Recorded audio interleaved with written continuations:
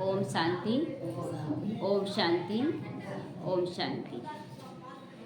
आज बाबा कह रहे मीठे बच्चे, तुम्हें अपने दीपक की संभाल स्वयं ही करनी है। अपने दीपक की संभाल स्वयं करनी है। तूफानों से बचने के लिए ज्ञान योग का घी जरूर डालना है। तूफान क्या है? ये विघन ही तो तूफान है ना। चाहे वो हमारे तन का विघन हो या मन का विघन हो या बाहरी रूप से भी विघन हो, तो ये तीनों प्रकार के विघ्नों को पार करने के लिए बाबा कहता है कि ज्ञान और योग बहुत जरूरी है। अगर ज्ञान का समझ नहीं है तो अंदर में युद्ध चलने लगता है कि यहाँ क्या क्या करना चाहिए, बाबा भी कुछ नहीं कर रहा है, कहाँ बाबा सहयोग दे रहा है, ये सब होने लगता है।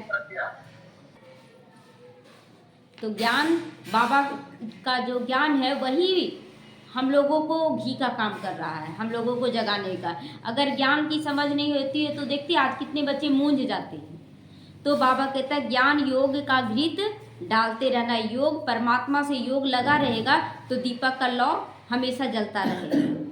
प्रश्न है, कौन सा पुरुषार्थ गुप्त बाप से गुप्त वर्षा दिला देता है? कौन सा पुरुषार्थ गुप्त बाप से गुप्त वर्षा दिला देता है? उत्तर है अंतर्मुखी, अर्थात चुप रहकर बाबा को याद करो तो गुप्त वर्षा मिल जाएगा। याद में रहते अगर शरीर छूटे तो बहुत अच्छा है। इसीलिए पहले से अभ्यासी बनना है कि बाबा को याद करना है। इसमें कोई तकलीफ नहीं है याद करने में। याद के साथ साथ ज्ञान योग का सर्विस भी करनी है। अगर नहीं कर सकते हो तो कर्मना सेवा करो। ज्ञान का, योग का अगर सेवा नहीं कर सकते हो तो बाबा कहता है कि कर्मना सेवा क्या है? झाड़ू पोछा, बर्तन, बाबा के यज्ञ का हर तरह का सेवा जो स्थूल सेवा है वो है कर्मना सेवा करो। ज्ञान योग का सेवा सुनने और वाइब्रेशन देने का सेवा है। बहुतों को सुख दोगे तो आशीर्वाद मिलेगी। हर तरह का सेवा का यहाँ महत्व है। तो बाबा कहता है जितना आप सुख दोगे, दूसरों को सुख पहुँचाओगे, उतना आशीर्वाद मिलेगा। चलन और बोलचाल भी बहुत सात्विक चाहिए। बाबा का बनने के बाद चलन भी और बोलचाल भी बहुत सात्विक, मतलब मेरे शब्दों से भी कोई आहत ना पहुँचे, किसी को चोट ना लगे। आज बहुत दिन के बाद गीत आया है, निर्बल की लड़ाई बलवान से। ये कहानी है दिए और तूफान की। ये निर्बल से लड़ाई बलवान की, ये कहानी है दिए और तूफान की। ओम शांति। बाबा ने समझा दिया है कि जब ऐसे गीत सुनते हो तो हर एक को अपने ऊपर ही विचार सागर मंथन करना होता है कि अब क्या हो गए थे, हम लोग निर्बल हो गए थे, एकदम कमज़ोर हो गए थे और लड़ाई हो रही थी बलवान से। माया बहुत शक्तिशाली हो गई है। तो ये कहानी किसकी है? दिए और तूफान की है। दिया और तूफान, यह तो बच्चे जानते हैं। मनुष्य मरते हैं तो 12 रोज दिया जलाते हैं। 12 रोज दिया जलाते हैं, मतलब अभी 12 दिन तक वो आत्मा हमारे पास है, ये सोच कर जलाते हैं। तुम फिर मरने के लिए तैयार हो रहे हो और हम सब अभी से ही मरने के लिए, इसलिए न्यारा प्यारा हो रहे हैं। और अपनी ज्योत पुरुषार्थ कर आप ही जगा रहे हो। अपनी ज्योत अपनी जगा रहे संगम युग में। पुरुषार्थ भी माला में आने वाले ही करते हैं, प्रजा में आने वाले माला में नहीं आते हैं। प्रजा में आने वाले वो पुरुषार्थ नहीं करते, वो जैसे चल रहा वैसे चलाते हैं। पुरुषार्थ करना चाहिए, हम विजय माला में जाएं।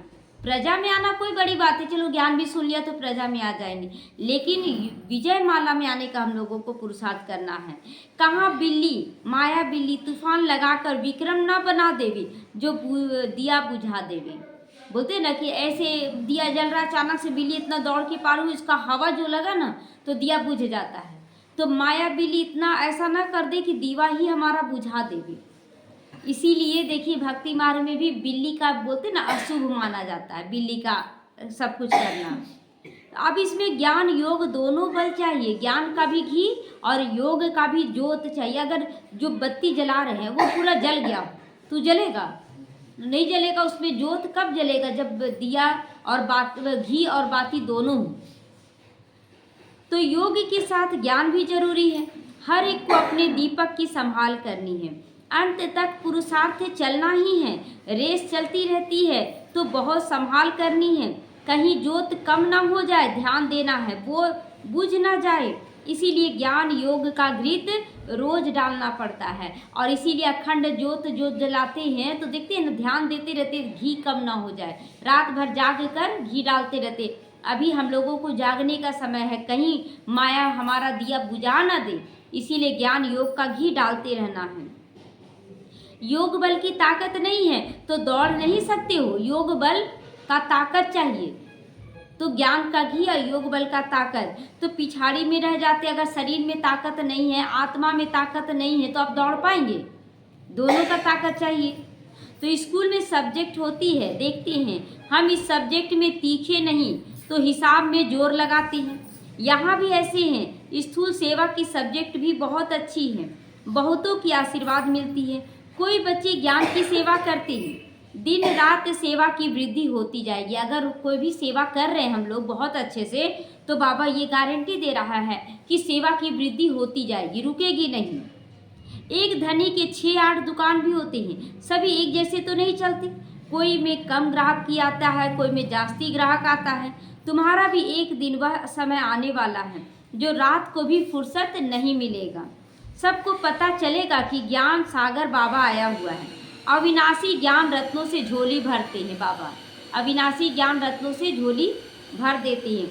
फिर बच्चे बहुत आएंगे, अगर जितना अच्छा से आप ज्ञान सुना रहे हैं उतना अच्छा से बच्चे भी समझेंगे और आएंगे।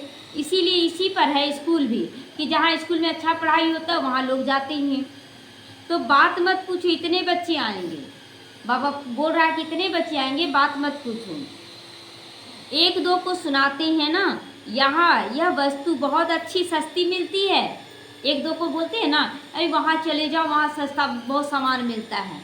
कोई कारीगर अच्छा हो तो उस कारीगर के पास जाओ, वो बहुत अच्छा कारीगरी करता है। तो एक दूसरे से हम लोग जानते हैं। तुम बच्चे भी जानते हो यह राजयोग की शिक्षा बहुत सहज है, सबको इस ज्ञान रत्नों का मालूम पड़ जाएगा तो आते रहेंगे। तुम यह ज्ञान और योग की सेवा करते हो, जो यह ज्ञान योग की सेवा नहीं कर सकते हैं तो फिर कर्मणा सेवा भी मार्क्स है, उसका भी नंबर है। इसीलिए कर्मणा सेवा भी करना है, सभी की आशीर्वाद मिलेगी। एक दो को सुख भी देना है, यह तो बहुत बहुत सस्ती खान है, मतलब कुछ भी करके आप जमा कर सकते, इसलिए बहुत सस्ती खान है। यह अविनाशी हीरे ज्वारों का खान है। 8 रत्नों की माला बनाते हैं ना, पूजते भी हैं, परंतु किसी को भी पता नहीं यह माला किसकी बनी हुई है, किसकी माला है। जो 8 का माला जाप करते या 108 का माला जाप करते, किसकी माला ये पता ही नहीं पड़ता है, लेकिन वो इस समय विजयी रत्नों की माला है। तुम बच्चे जानते हो कैसे हम पूज्य से पुजारी बनते हैं। यह बड़ी वंडरफुल नॉलेज है जो दुनिया में कोई भी नहीं जानता। ये नॉलेज कैसी है कि हमारा गुप्त पुरुषार्थ करवा रहा है और भविष्य में 21 जन्मों का प्रारब्ध तैयार करा रहा है। अभी तुम लकी स्टार्स बच्चों को ही निश्चय है कि हम स्वर्ग के मालिक बनते हैं। सभी को निश्चय रहता तो सब एक जैसा चलते, लेकिन सबके निश्चय में भी नंबरवार है। तो अभी नर्क के मालिक बन पड़े हैं, स्वर्ग के मालिक होंगे तो पुनर्जन्म भी वहाँ लेंगे। स्वर्ग के मालिक जब बनेंगे ना तो पुनर्जन्म फिर स्वर्ग में लेंगे। अभी फिर हम स्वर्ग के मालिक बन रहे हैं। तुम ब्राह्मणों को ही संगम युग का पता है, दूसरी ओर सारी दुनिया है कलयुग में। अभी हम लोग संगम युग में हैं और लोग अभी कलयुग में हैं, दोनों में अंतर है। कोई नहीं जान रहा कि हम लोग संगम युग में आ चुके हैं। तो युग तो अलग अलग है ना, सतयुग में होंगे तो पुनर्जन्म सतयुग में लेंगे। अभी तुम संगम युग पर हो, तुम्हारे से कोई शरीर छोड़ेंगे तो संस्कारों के अनुसार यहाँ ही आकर जन्म लेंगे। अगर हमारे बीच से कोई शरीर छोड़ता है तो इसी परिवार में जन्म लेगा, जो जहाँ का है वहीं जन्म लेगा। तुम ब्राह्मणों को संगम युग के, हम सब ब्राह्मण हैं संगम युग के, तो वह शूद्र है कलयुग के। यह नॉलेज भी इसको तुमको इस संगम पर मिलता है। तुम बीके ज्ञान गंगाएं प्रैक्टिकल में अब संगम युग पर हो। अभी तुमको रेस करनी है, दुकान संभालनी है अपनी अपनी। आज बाबा दुकान अपना अपना संभालना है, मतलब ये सेंटर है, पाठशाला जो है अच्छी तरह से संभाल करनी है। ज्ञान योग की धारणा नहीं होगी तो दुकान संभाल नहीं सकोगे। ज्ञान और योग की धारणा बहुत जरूरी है, नहीं तो फिर दुकान संभलेगा नहीं। सर्विस का उजूरा तो बाबा देने वाला, और बाबा है परम पवित्र। तो अगर हम पवित्र नहीं बनेंगे तो बाबा कैसे उजूरा देगा। तो यज्ञ रचता है तो किस्म किस्म के ब्राह्मण लोग आ जाते हैं, फिर किसी को दक्षिणा जास्ती, किसी को कम मिलती है। अब ये परमपिता परमात्मा ने रुद्र ज्ञान यज्ञ रचा है। हम हैं ब्राह्मण, हमारा धंधा ही मनुष्य को देवता बनाना, बस हमारा धंधा है देवता बनाना, शूद्र नहीं बना देना किसी को। तो ऐसा यज्ञ और कोई होता ही नहीं जो कोई कहे कि हम इस यज्ञ से मनुष्य से देवता बन रहे हैं। अब इसको रुद्र ज्ञान यज्ञ अथवा पाठशाला भी कहा जाता है। ज्ञान और योग से हर एक बच्चा देवी देवता पद पा सकता है। ज्ञान योग से बाबा का ज्ञान जितना अच्छा से समझेंगे, जितना अच्छे से योग युक्त रहेंगे, देवी देवता का पद हर एक बच्चा पा सकता है। लेकिन अगर नहीं पा सकता तो फिर क्षत्रिय वो बनेगा। तो बाबा राय भी देते हैं, तुम परम धाम से बाबा के साथ आए हो, तुम कहोगे हम परम धाम निवासी हैं। बाबा के साथ आए हैं माना ब्रह्मा बाबा के साथ आए हैं, शिव बाबा के साथ आए हैं नहीं, ब्रह्मा बाबा के साथ नीचे आए हैं। इस समय बाबा की मत से हम स्वर्ग की स्थापना कर रहे हैं। जो स्थापना करेंगे वही जरूर मालिक बनेंगे। अगर स्थापना के कार्य में उंगली दे रहे हैं तो मालिक बनेंगे। तुम जानते हो इस दुनिया में हम मोस्ट लकीएस्ट ज्ञान सूर्य, ज्ञान चंद्रमा और ज्ञान सितारे हैं। बनाने वाला ज्ञान का सागर है। वह सूर्य चांद सितारे तो स्थूल है ना, उनके साथ हमारी भेंट की जाती। जो आकाश में सूरज चांद सितारा है तो उसकी भेंट की जाती है हम बच्चों का, तो इसलिए वो स्थूल है और हम लोग चैतन्य हैं। तो हम भी फिर ज्ञान सूर्य, ज्ञान चंद्रमा और ज्ञान सितारे होंगे। हमको ऐसा बनाने वाला है ज्ञान का सागर। नाम तो पड़ेगा ना, ज्ञान सूर्य और ज्ञान सागर के हम बच्चे हैं। वह तो यहाँ के रहवासी नहीं है, वह तो यहाँ के रहवासी नहीं है शिव बाबा। ब्रह्मा बाबा कहते मैं आता हूँ तुमको आप समान बनाता हूँ। बाबा कहते हैं शिव बाबा कि हम आते हैं किस लिए, तुम लोगों को पावन बनाने के लिए। तो ज्ञान सूर्य, ज्ञान सितारे तुमको यहाँ बनना है, ज्ञान सूर्य भी बनना और ज्ञान सितारे तुमको यहाँ बनना है। तुम जानते हो बरोबर हम भविष्य में फिर यहाँ ही स्वर्ग के मालिक बनेंगे। धरती पर ही बनाना है स्वर्ग, कोई आसमान में स्वर्ग नहीं बनेगा। तो इसीलिए यहाँ स्वर्ग बनाने के लिए हमारी स्थिति कैसी होनी चाहिए, पावरफुल होनी चाहिए। तो सारा मदार पुरुषार्थ पर है। हम माया की जीत पाने के वॉरियर्स हैं। हम लोग सेना है, गुप्त सेना है और हम लोग माया पे जीत पाना है हम लोगों को। वो लोग फिर मन को वश में करने के लिए हठ आदि करते हैं। तुम तो हठ योगी आदि कर ना सको, हम लोगों को तो सहज योग से करना है। बाबा कहते हैं तुमको कोई तकलीफ आदि नहीं करनी, सिर्फ कहता हूँ तुमको मेरे पास आना है। तो जाना है बाबा के पास, जाना है, इसीलिए मुझे याद करो, शिव बाबा को याद करो। मैं तुम बच्चों को लेने आया हूँ परम धाम से। ऐसे और कोई मनुष्य कह ना सके, भले अपने को ईश्वर कहे परंतु अपने को गाइड कह ना सके। ईश्वर कोई कह देता है, गुरु लोग जो शरीरधारी गुरु हैं तो बोल देगा हम गुरु हैं। अच्छा गाइड बनेगा स्वर्ग का रास्ता दिखाने के लिए? वो तो खुद ही कब शरीर छोड़ दे उसको पता नहीं पड़ता है। तो बाबा कहते मैं मुख्य पंडा, कालों का भी काल हूँ, कालों का भी काल हूँ। एक सत्यवान सावित्री की कहानी है ना कि सत्यवान को ले गया। सत्यवान कौन? सत्यवान कौन? आत्मा। और सावित्री कौन? शरीर। शरीर तो शरीर द्वारा ही ना अच्छा पुरुषार्थ करते हैं आत्मा को जगाने का।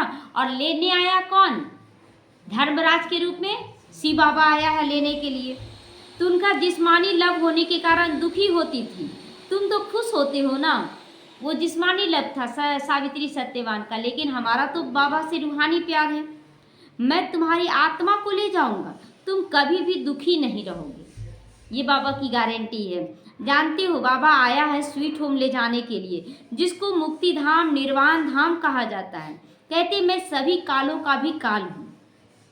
वह तो एक आत्मा को ले जाता है, मैं तो कितना बड़ा काल हूँ कि पूरा 5000 वर्ष पहले भी मैं गाइड बनकर सबको ले गया था और अब भी ले जाऊंगा। किसी को नहीं छोड़ने वाला बाबा। ऐसा नहीं है कि जो बहुत ज़्यादा मतलब बिजनेस फैला रहे हैं या तो बहुत ज़्यादा महल बना रहे हैं, गाड़ियाँ ले रहे हैं, वो यहाँ रह जाएंगे, सबका ध्वस्त हो जाएगा। साजन सजनियों को वापस ले जाते हैं ना, तो हम सब कौन है? उनकी सजनी है, बाकी सब बाराती हैं। तो फिर किनको याद करना हम लोगों को?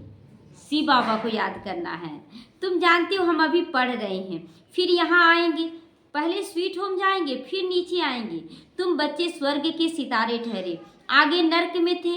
सितारे बच्चों को कहा जाता है। लकी सितारे नंबरवार पुरुषार्थ अनुसार बनते। लकी सितारा अभी बनना है। हर बात में लकी कैसे बनेंगे? जब ज्ञान, योग, धारणा, सेवा चारों सब्जेक्ट को लेके चलेंगे। तुमको दादे की मलकियत मिलती। दादा कौन? शिव बाबा दादा है।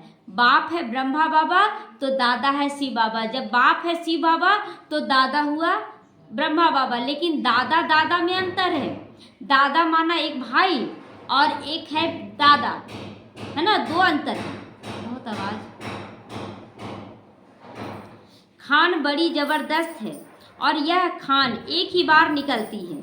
वह खानियाँ तो बहुत है ना, निकलती रहती हैं। कोई बैठ ढूंढे तो बहुत है खानियाँ। यह तो एक ही बार एक ही खान मिलती है। अविनाशी ज्ञान रत्नों की वह हिसाब बहुत है, परंतु उनको रतन नहीं कहेंगे।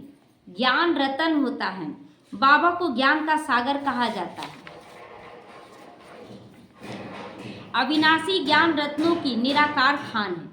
इन रत्नों से हम झोलियां भरते रहते हैं। तुम बच्चों को खुशी होनी चाहिए कि रोज बाबा इतना 4 पेज का ज्ञान रत्नों का भर भर के खजाना दे रहा है, ज्ञान का सागर। तो हर एक को नशा भी होता है, फखूर भी होता है अपने आप पर, बाबा पर। दुकान में धंधा जास्ती होता है तो नामाचार भी होता है। तो यहाँ तो प्रजा भी बना रहे हो तो वारिस भी बना रहे हो। तो पहले प्रजा बनाना है कि वारिस बनाना है? वारिस बनाना है। पहले तो अपना परिवार बनाएंगे ना, प्रजा तो अपने आप बन जाएगा।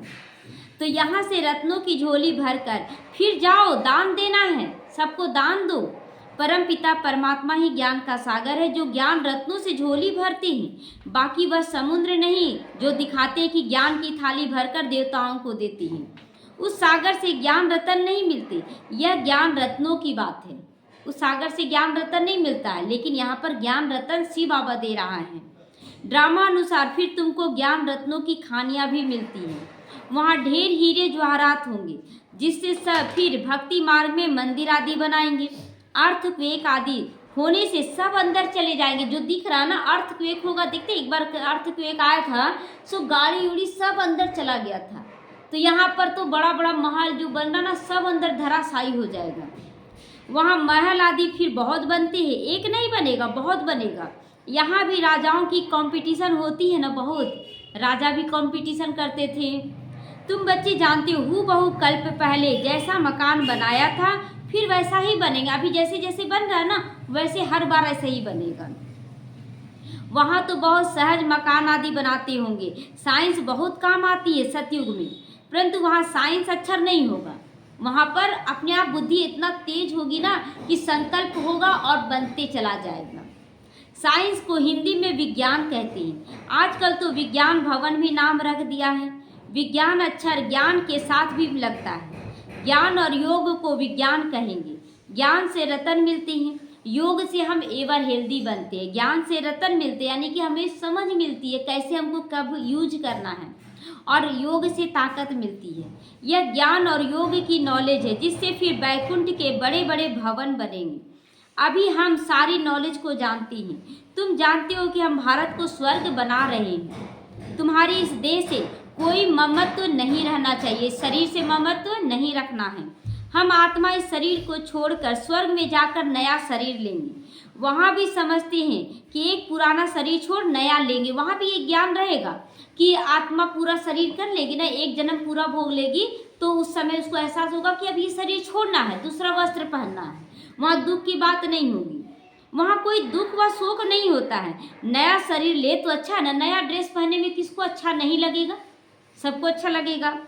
हमको बाबा ऐसा बना रहे जैसे कल्प पहले भी बने थे। हम मनुष्य से देवता बन रहे, बरोबर कल्प पहले भी अनेक धर्म थे। गीता में कोई यह नहीं है गाया जाता आदि सनातन देवी देवता धर्म की स्थापना ब्रह्मा द्वारा हुई, तो ब्रह्मा द्वारा भी स्थापना हो रहा है। अनेक धर्मों का विनाश कैसे होता है सो भी तुम समझा सकते हो। कैसे अनेक धर्मों का विनाश हुआ? कौन से धर्म अब स्थापना हो रही है? तो कौन से धर्म की?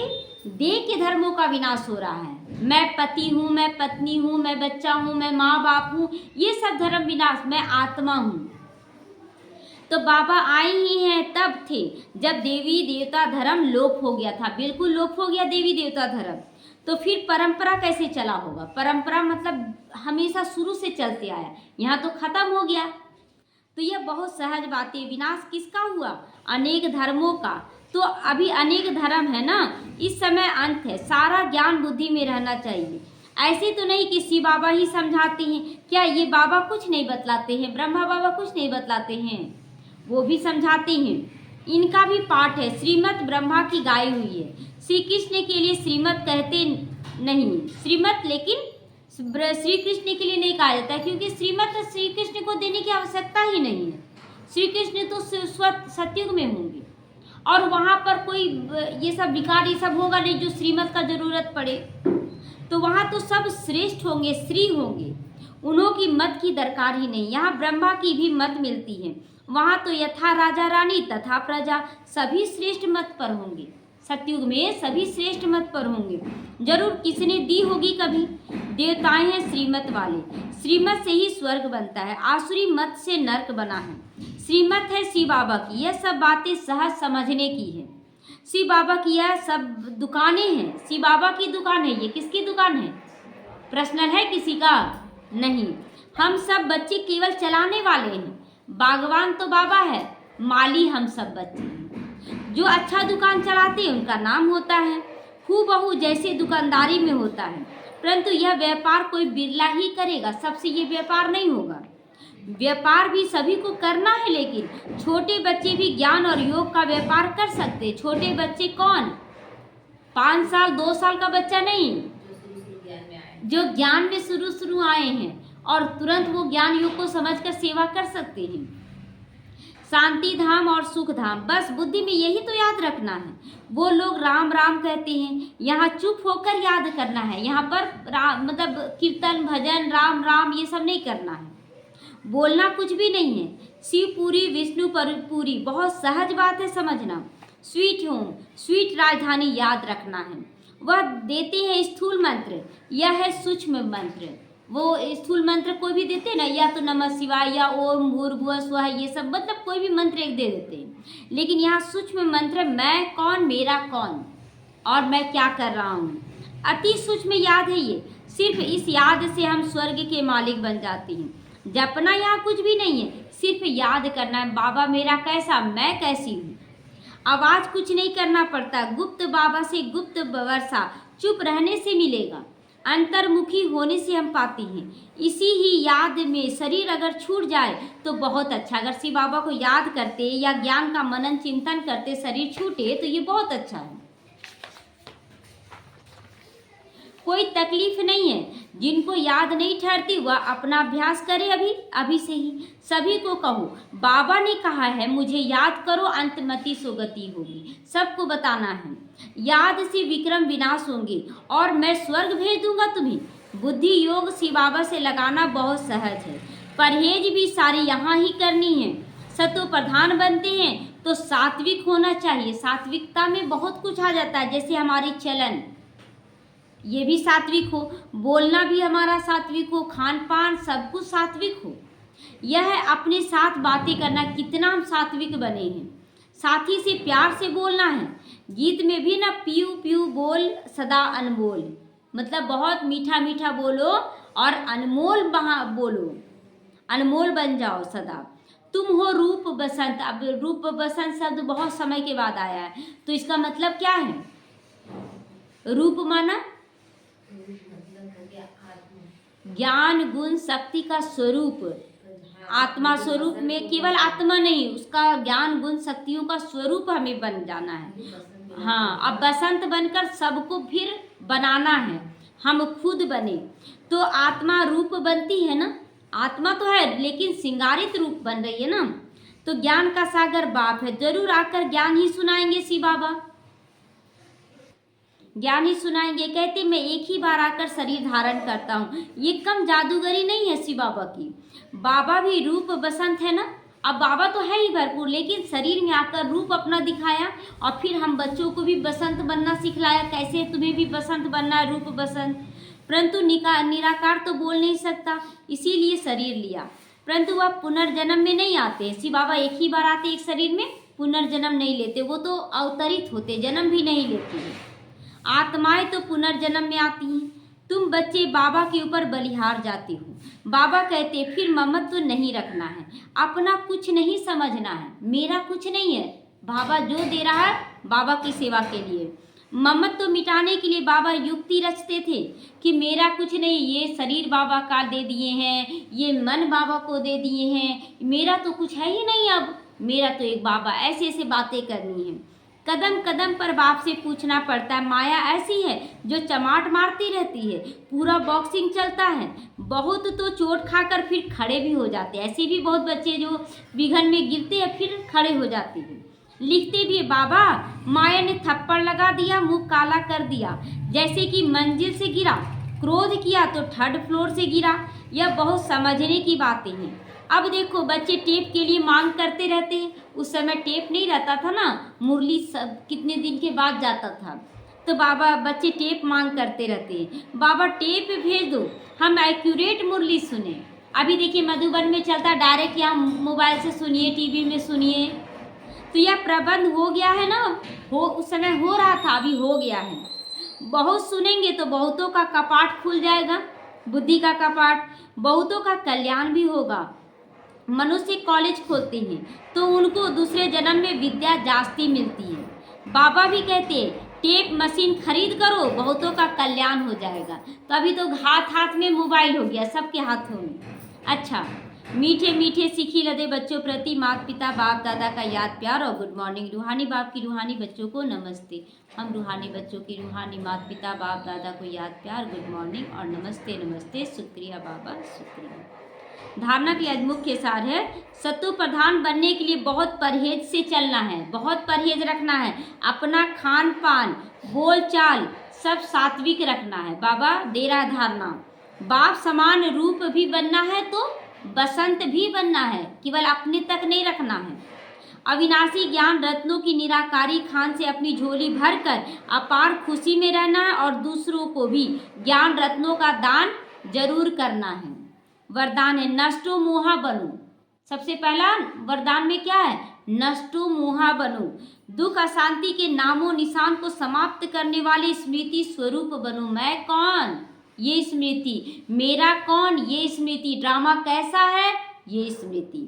तो जो सदा एक ही स्मृति में रहती है उनकी स्थिति एक रस हो जाती है। एक रस स्थिति का अर्थ है एक द्वारा सारा संबंध, सभी प्राप्तियों का रस एक ही द्वारा अनुभव करना है, देहधारियों से नहीं। जो बाप को सर्व संबंध से अपना बनाकर स्मृति स्वरूप रहते हैं वही सहज ही नष्टो मोहा बन जाते हैं। जो एक बाप से ही सब कुछ समझ अनुभव करते हैं, चाहे संबंध हो चाहे प्राप्ति, वही नष्टो मोहा होते हैं। जो नष्टो मोहा है उन्हें कभी भी कमाने में, धन संभालने में, किसी के बीमार होने में दुख की लहर नहीं आ सकती। कोई बीमार भी हो जाए तो दुख नहीं आएगा।